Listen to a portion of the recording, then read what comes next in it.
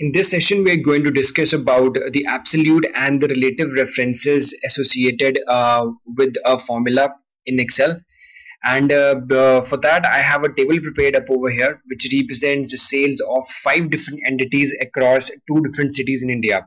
And I'm going to try to sum the values of the sales across different cities and trying to explain you the concept. So we'll begin with the F2 cell, and in this cell I am simply trying to add up the values of the sales for Mumbai and Chennai for computers.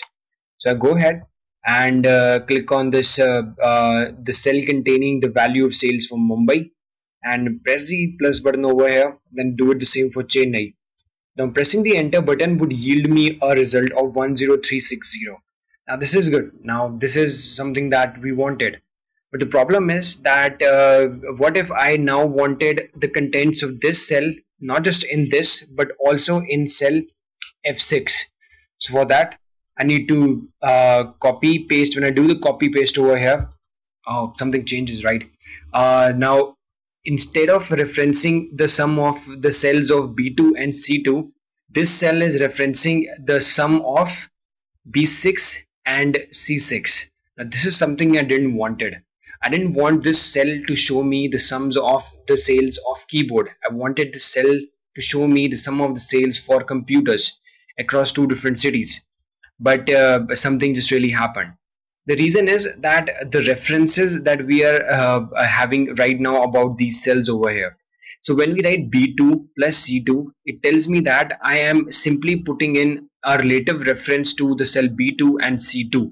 That is, that if I ever were to copy and paste this cell into some other cells, the whole concept of referencing the B2 cell would also change. So let me just try to explain this using figuratively. Say I have this shape to show you that although this cell is being referenced right here, referencing these two cells over here, this cell and this cell, if I now were to shift the contents of this cell to maybe this cell, the whole thing would change. That is, now this arrow would also shift by two cells, and now it is referencing D2 and E2 instead of B2 and C2. And the more I move away from this, can say I move again two cells away from this, so the whole thing would change again, and it would be now F2 and G2 cells right now, which would be being referenced by this cell.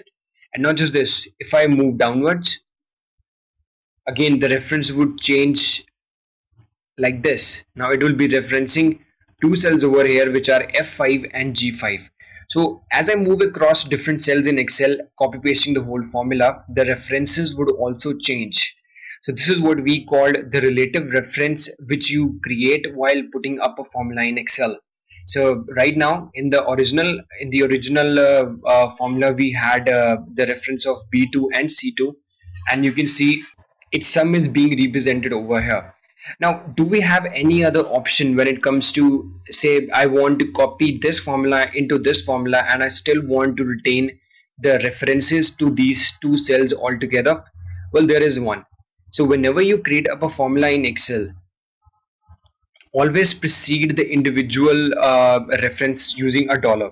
So if you will put a dollar behind each one of before C and B and 2 itself over here, and you will see the result still remains the same. But now when you try to copy and paste this formula into another, the cell references won't change.